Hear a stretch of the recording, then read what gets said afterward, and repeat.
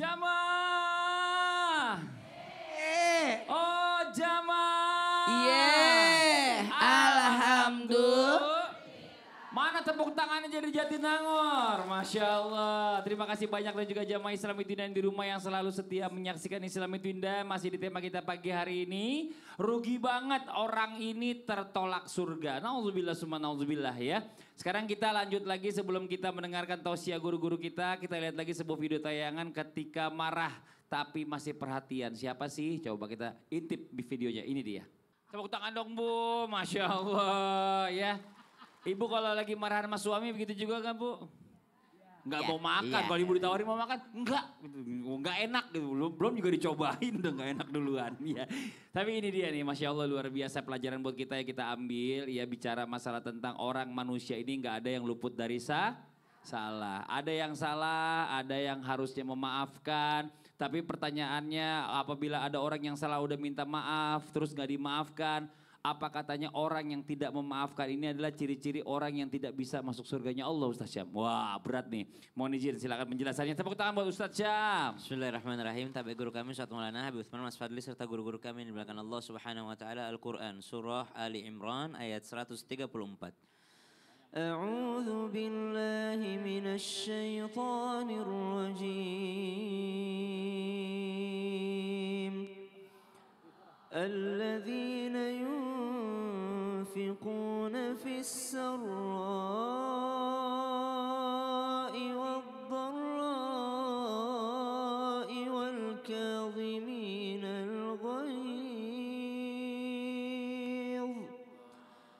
والكاظمين الغيظ والعافين عن الناس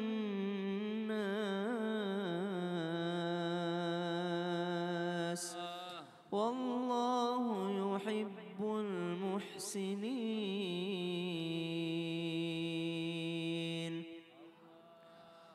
Sebaliknya Allah Subhanahu wa taala menggolongkan orang-orang yang akan mendapatkan ampunan serta mendapatkan luasnya surga adalah mereka yang bertakwa. Di antara sifatnya orang bertakwa adalah mereka yang senantiasa berderma dalam keadaan lapang ataupun sempit, kemudian mereka yang mampu menahan amarah dan memaafkan manusia. Kenapa Allah membedakan menahan amarah dengan memaafkan manusia? Ibu pernah kayak gini gak Bu? Sebenarnya saya sudah maafin tapi aduh saya tidak bisa ngelupain Ustadz. Pernah gak?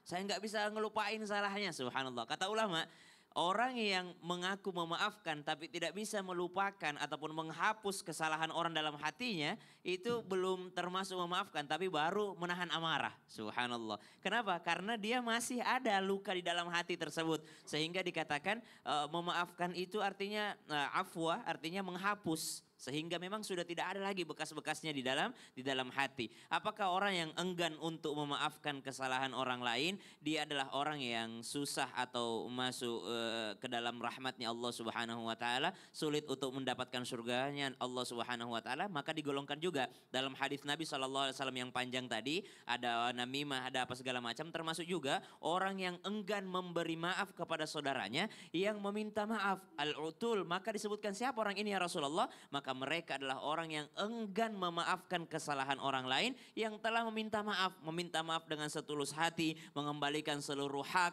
dan juga dia telah membalikkan daripada keadaan. Misal dia pernah mengambil 1.000 dinar, dia telah mengembalikan 1.000 dinar beserta dengan permintaan maafnya setulus-tulusnya, dia berusaha memperbaiki kesalahannya. Tapi orang yang dibersalahi tadi mereka tidak mau memaafkan, maka mereka sulit untuk mendapatkan surganya Allah Subhanahu wa taala. Bukankah kita sering membaca doa, Allahumma innaka afuwun tuhibbul afwa fa'fu anna, sehingga dikatakan orang yang ingin dimaafkan oleh Allah Subhanahu wa taala hendaklah dia juga punya sifat pemaaf terhadap orang lain. Orang yang enggan memaafkan, yang pertama tidak mengikuti sifatnya penghuni surga. Yang kedua, orang yang enggan memaafkan tidak mengikuti sifatnya baginda Nabi besar Muhammad sallallahu alaihi wasallam. Yang ketiga, bisa jadi dari enggan memaafkan ini menimbulkan sifat buruk yang lainnya. Apa itu? Sifat sifat sombong, merasa lebih baik daripada orang yang bersalah tadi. Padahal dia tidak sadar. Ketika dia bercermin dan bermuhasabah, bisa saja dia juga punya salah kepada orang lain.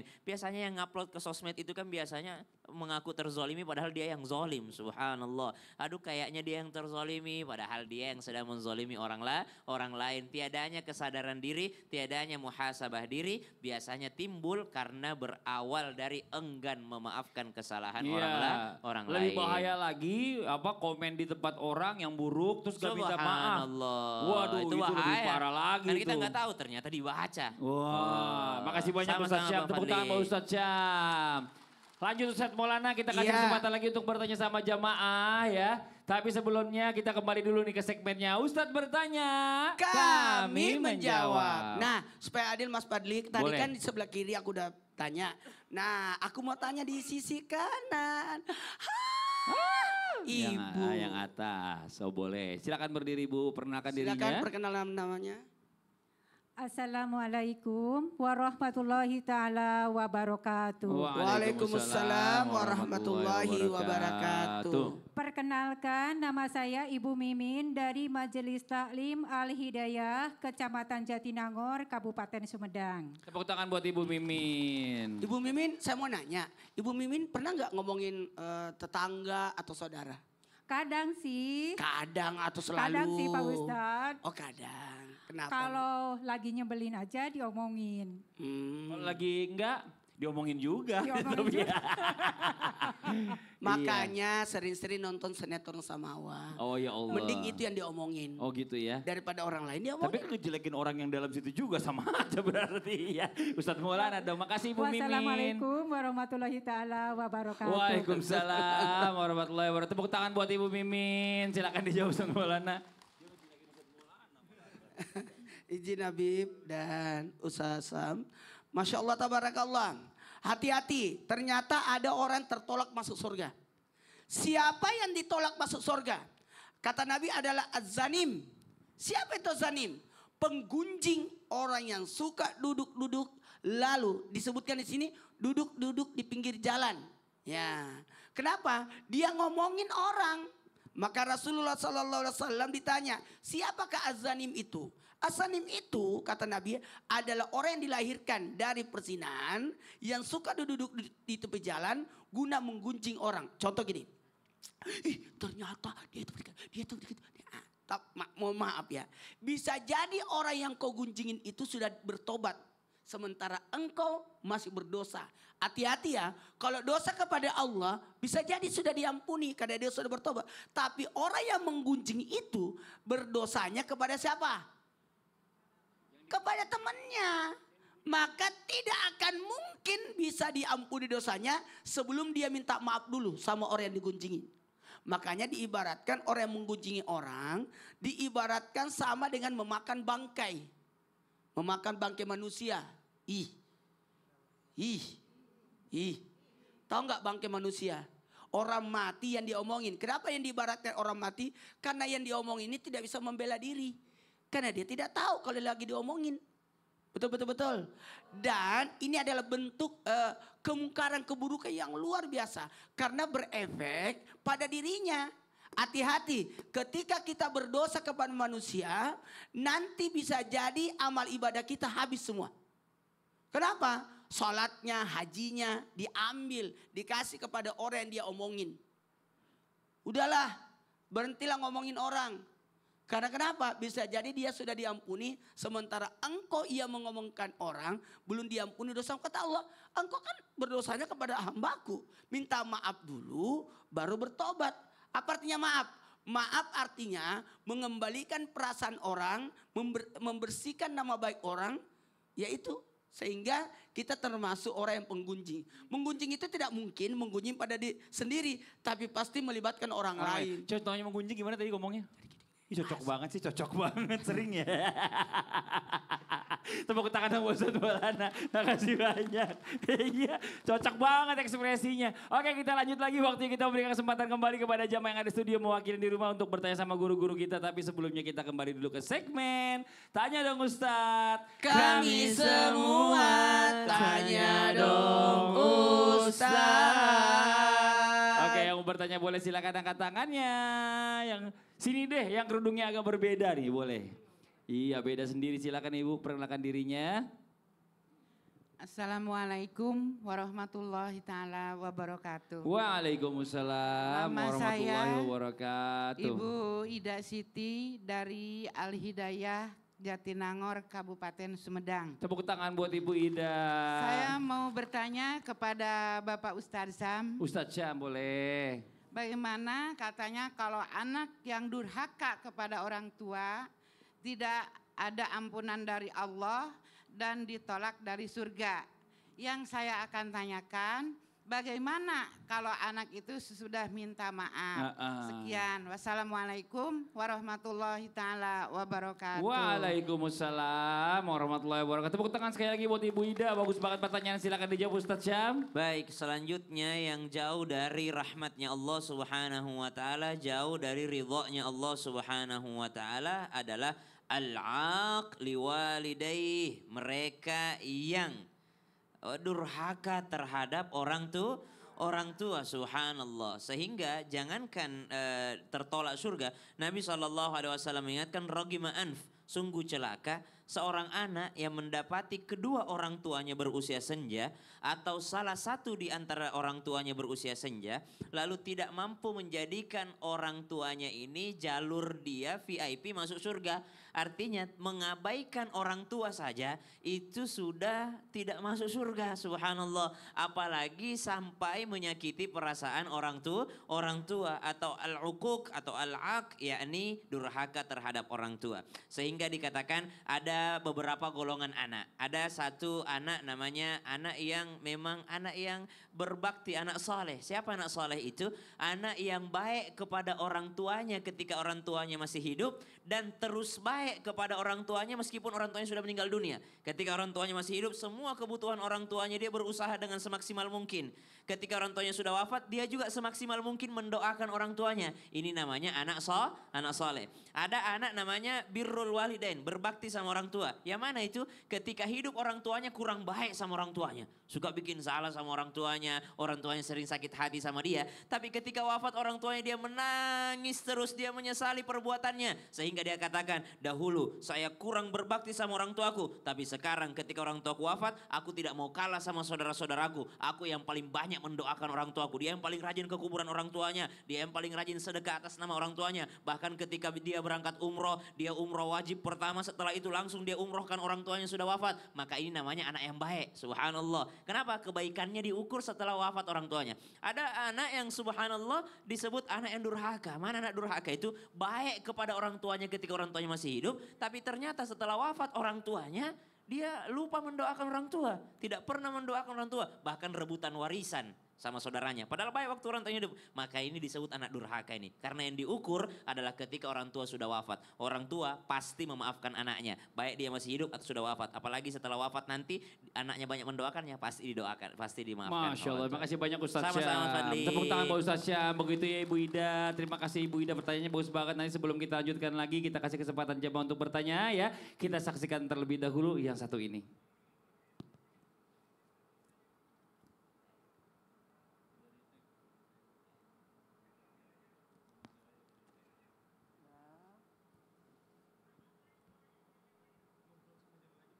Oh Masya Allah ya, belum mulai ya. Nanti kita coba lanjut lagi sama jamaah-jamaah. Yeay. Kalau tadi tausiah dari Ustadz Syam tadi, ibu yang mau yang mana? Mau yang berbakti dari ibunya hidup, apa setelah ibunya atau bapaknya meninggal?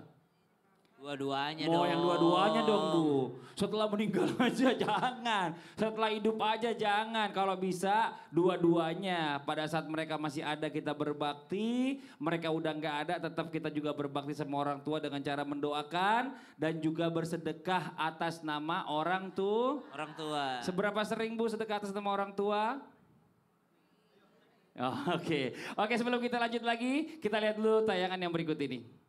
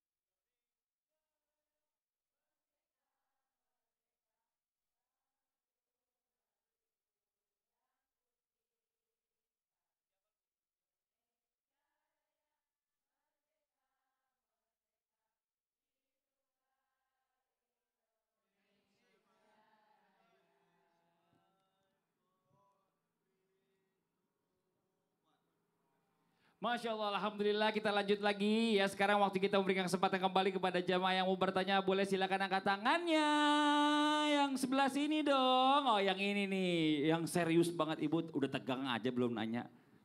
Santai. Assalamualaikum warahmatullahi wabarakatuh. Waalaikumsalam warahmatullahi wabarakatuh. Nama saya Linda Dewi Purnami dari Al-Hidayah Jatinangor, Kabupaten Sumedang.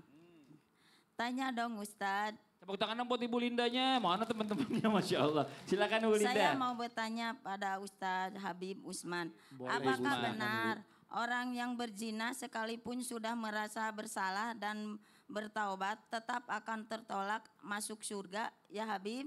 Oh gitu. Ya itu aja Ibu. Ya. Assalamualaikum warahmatullahi wabarakatuh. Waalaikumsalam warahmatullahi wabarakatuh. Udah tenang Bu? Udah tenang, iya. Silakan Bib. Ya, Ustaz Maulana, Ustaz Syah, Mas Fadli. Bismillahirrahmanirrahim. Allahumma salli ala Sayyidina Muhammad wa ala ali Sayyidina Muhammad. Ingat, wala taqrabu zina innahu kana fahishatan wa sa'asa sabila. Janganlah kalian mendekati zina. Zina itu mempunyai banyak cabang. Wala taqrabu zina, jangan dekatin. Jangan kau nempel sama zina. Jangan kau berada di lingkungan zina. Bahwasanya zina itu adalah bentuk tipu daya syaitan yang masuk ke dalam diri manusia sehingga manusia tersebut melakukan perbuatan yang Allah tidak ridhoi. Wala taqrabu zina innahu kana fahishatan wa sa'asa sabila. Perbuatan syaitan yang mengganggu kita agar apa? Pandangan, perlakuan, tangan kita. Ngelihat yang gak baik, tangan kita melakukan bersentuhan sama bukan mahram. Terus apa lagi yang dilakukan? Yang dilakukan adalah berbicara, merayu, melakukan hal yang tidak baik dan lain sebagainya yang membuat kehancuran di dalamnya, bahkan terjadi zina yang besar. Zina besar ini zaman Rasulullah SAW ada seorang yang mengadu kepada Rasulullah, ya Rasulullah aku berzina. Aku berzina. Aku minta taubatan kepada Allah, minta ampunan kepada Allah. Bagaimana caranya ya Rasulullah? Maka waktu pertama kali ditanya, bagaimana engkau berzina? Ditanya lagi dengan Rasulullah, akhirnya sampai 2 kali, 3 kali barulah Rasulullah melakukan rajam. Zina membahayakan, zina menghancurkan. Apakah dengan zina waktu zaman Rasulullah yang dikatakan rajam, zaman sekarang adalah apa? Bagaimana caranya? Bertobat karena udah gak ada rajam lagi. Gak ada rajam di zaman sekarang ini, yakni di negara kita, kecuali di Saudi Arabia, beda hukumnya. Oleh karena itu bertobat kepada Allah, minta ampunan kepada Allah, mendekatkan diri kepada Allah Subhanahu wa taala. Apakah dosa zina diterima tobatnya sama Allah? Bahwasanya Allah berfirman di dalam Al-Qur'an surat At-Tahrim ayat 8, ya ayyuhalladzina amanu tubu ilallahi taubatan nasuha. Hai orang-orang yang beriman, bertaubatlah kepada Allah dengan taubatan nasuha yang sesungguhnya. Minta ampunan kepada Allah, ya Allah, dulu hamba pernah berzina. Dulu hamba pernah melakukan perbuatan maksiat tersebut ya Allah. Ampuni hamba ya Allah. Jadikanlah hambamu ya Allah yang diterima tobatnya. Diterima tobatnya ya Allah. Minta yang khusus sama Allah agar diterima tobatnya. Kenapa? Karena setiap hamba yang meminta kepada Allah, yang menangis, yang sujud dan tidak mengulangi kembali perbuatan tersebut, niscaya Allah Ghafurur Rahim. Allah Maha Pengampun. Allah Maha Penyayang. Allah Subhanahu wa taala sangat luas kasih sayangnya. Ingat, kita ini makhluk Allah, kita ini hamba Allah, kita hina, tidak memiliki kekuatan dan kekuatan apapun kecuali dengan kekuatan dan ridhonya Allah. Oleh karena itu, bertaubat kepada Allah, mencari keridhoannya Allah, minta ampunan kepada Allah, dekatkan diri kepada Allah Subhanahu wa taala dan berharap akan pertolongan Allah Subhanahu wa taala. Ya Allah, terima taubat hamba. Jangan kalian ulangi lagi. Sujud kepada Allah, salat taubat 2 rakaat, taubatan yang sebaik-baiknya. Berharap ya Allah, jadikanlah kami hambamu ya Allah yang diterima taubatnya. Karena apa? Karena banyak zaman sekarang ini yang dimana dia taubat sambal. Taubat sambal mananya apa? Abis maksiat dia lakuin lagi. Abis dia zina lagi. Maka oleh karena itu jangan sampai kita mendapatkan hukuman Allah, tidak diterima taubat kita oleh Allah Subhanahu wa taala, karena Allah lah Tuhan kita yang menerima taubat kita, yang menentukan surga, yang menentukan neraka kita. Ketika kita minta ampunan, bertaubat kepada Allah, mendekatkan diri kepada Allah, salat 2 rakaat, sujud kepada Allah Subhanahu wa taala, insya Allah dengan keyakinan kita Allah terima taubat kita. Karena apa? Ya ayyuhalladzina amanu tubu ilallahi taubatan nasuha. Ketika kita taubatan nasuha diterima sama Allah. Allah Ghafurur Rahim. Berharap ampunannya Allah, jangan ulangin lagi. Neteskan air mata, terjadilah sebuah penyesalan dalam diri kita. Masya Allah, makasih banyak Habib. Tepuk tangan dong buat Habib dong ya. Jadi kalau taubatan nasuha insya Allah diterima sama Allah. Kalau taubat sambal enggak ya. Taubatnya diterima tiba-tiba lagi kumat, meninggal. Kelar deh urusannya. Satu lagi jamaah kita mau tanya boleh. Yang mau bertanya angkat tangannya. Oh yang ini ibu nih boleh. Yang dekat-dekat aja ibu ya. Silakan ibu. Assalamualaikum warahmatullahi wabarakatuh.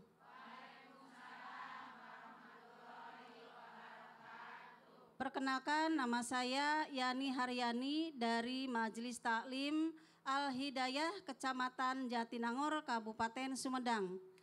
Tanya dong Ustadz, saya mau bertanya ke Ustadz Maulana. Apakah benar kalau kita belum bisa merawat diri dengan baik seperti tidak membersihkan diri atau berbau kurang sedap yang sampai mengganggu orang lain, kita bisa menjadi salah satu orang yang merugi dan ditolak surganya Allah Subhanahu wa taala, Pak Ustadz? Wassalamualaikum warahmatullahi wabarakatuh. Waalaikumsalam warahmatullahi wabarakatuh, Ibu. Pernah dengar nggak kebersihan sebagian daripada iman? An-nadhafatul minal iman. Nah, kita sebagai hamba Allah Subhanahu wa taala itu harus bisa membiarkan diri kita, jangan sampai membiarkan diri kita kita berbau tidak sedap. Seperti dalam satu hadis diriwayatkan oleh dari Anas, ia berkata, Rasulullah SAW bersabda, di dunia ini aku menyukai wanita dan parfum. Sedangkan salat adalah penentram hatiku. Hadis riwayat An-Nasai. Dan memakai wewangian juga menjadi sunnah ketika hendak salat kan Bu? Nah, kalau tubuh kita sudah bersih, alat salat kita sudah wangi, insya Allah ibadah kita jadi khusyuk. Apalagi Nabi kita Rasulullah SAW senang dengan wewangian. Jadi Rasulullah itu senang banget dengan wangi-wangian. Dan menganjurkan kita untuk wangi di setiap saat. Tapi wangi-wangiannya harus yang halal ya Bu. Nah, kalau saya dan keluarga selalu menyiapkan spray untuk disiapkan di rumah, produk asli Indonesia yang sudah menemani keluarga Indonesia selama 22 tahun, Masya Allah, Tabarakallah, dan halal lagi. Nah, saya selalu nih bawa botol kecil ini, Masya Allah, Tabarakallah. Ini nih, saya bisa bawa dan biar praktis dibawa kemana-mana.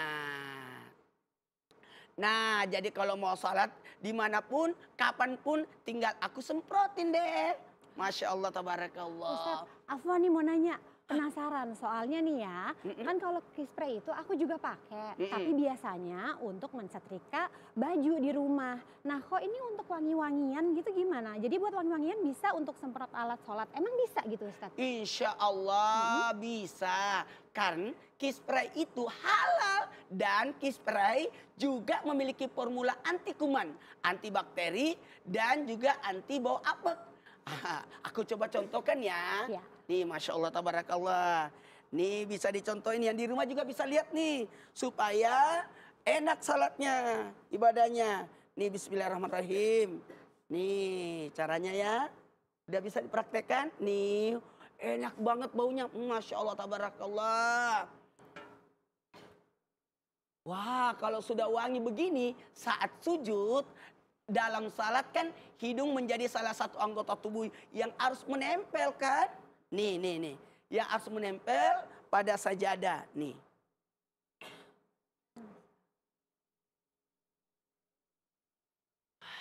Nah, kalau sudah wangi insya Allah khusyuk.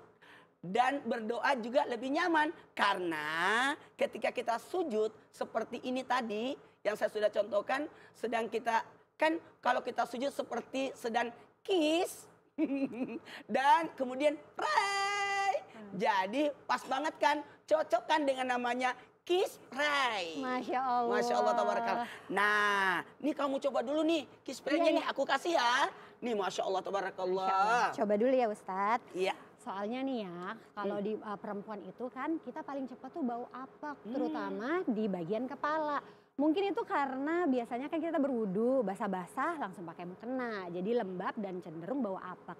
Sekarang aku coba ya Ustadz. Ayo. Bismillah. Yang di rumah lihat ya. Masya Allah. Masya Allah, ini wangi banget, mewah sekali.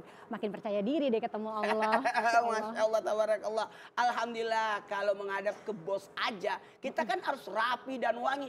Masa menghadap kepada Allah Sang Pencipta, tapi nggak maksimal. Harus bersih dan wangi juga dong. Insya Allah kalau pakai key spray, wangi sepanjang hari dan nggak bau apek lagi. Karena key spray wangi mewah teman beribadah.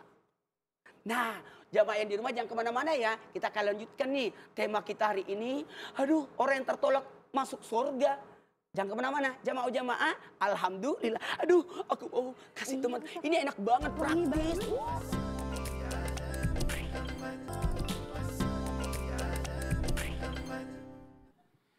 Jamaah, alhamdulillah. Alhamdulillahirrabbilalamin, kembali lagi di Islami Twinda. Nah sekarang kita bagaimana nih ya, apabila tadi nih kita ternyata ada di kategori yang dibahas oleh guru-guru kita, menjadi orang-orang yang tidak bisa diterima surga, nauzubillah, atau tertolak oleh surganya Allah Subhanahu wa taala. Terus bagaimana cara memperbaikinya? Apa yang sebaiknya harus kita lakukan atau mungkin amalan apa yang harus kita lakukan? Mohon izin penjelasannya, Bid. Silakan. Afwan, Ustaz Maulana, Ustaz Syam, Mas Fadli.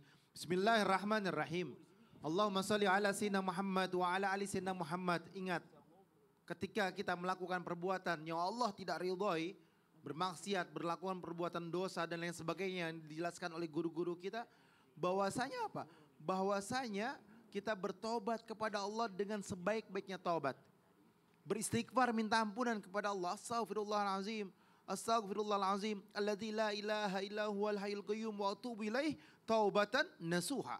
Dengan taubat yang sesungguhnya. Bagaimana caranya? Salat 2 rakaat, minta kepada Allah, sujud terakhirnya ingat semua dosa-dosanya dan berharap Allah ampunin.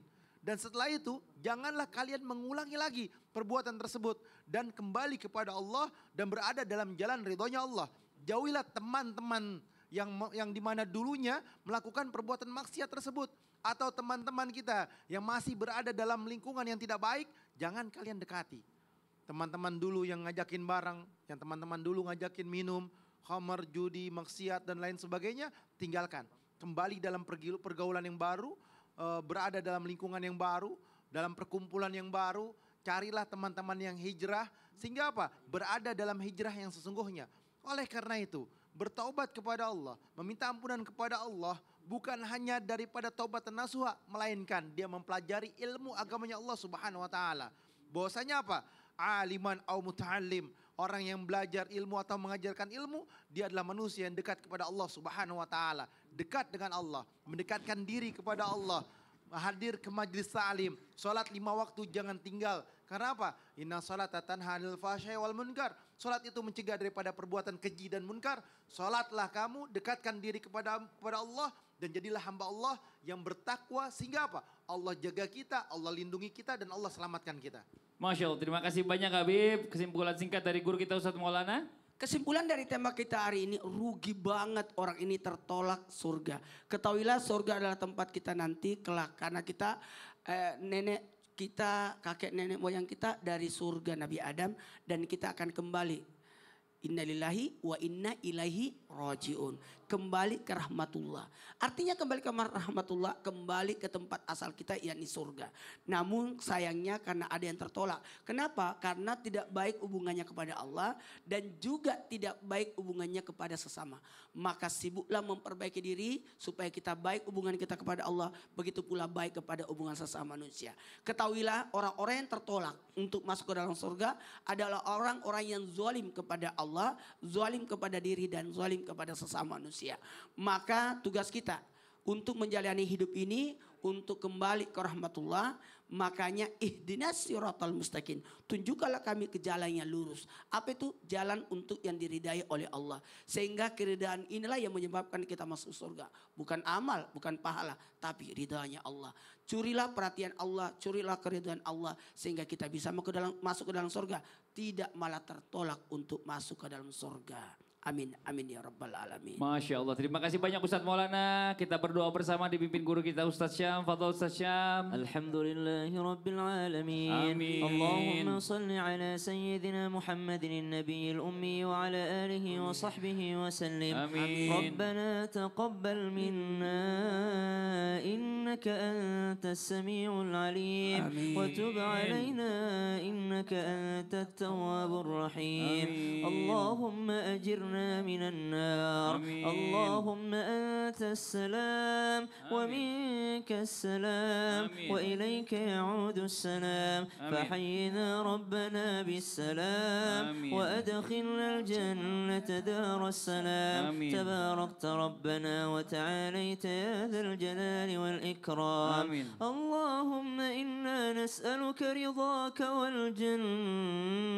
آمين. ونعوذ بك من سخطك والنار. Amin. Ya Allah, sebagaimana Engkau kumpulkan kami di dunia ini ya Allah, Amin. maka kumpulkan kami kembali bersama dengan keluarga kami, guru-guru kami dan orang-orang yang kami cintai di surgamu ya Allah, Amin. bersama Sayyiduna Muhammadin sallallahu alaihi wasallam. Amin. Ya Allah, janganlah Engkau haramkan surga untuk kami ya Allah. Amin. وصلى الله على سيدنا محمد والحمد لله رب العالمين. Amin, amin ya rabbal alamin. Masya Allah, alhamdulillah, alhamdulillah rabbil alamin. Demikianlah perjumpaan kita hari ini. Semoga apa yang disampaikan oleh guru-guru kita hari ini dijadikan ilmu yang bermanfaat untuk kita semuanya.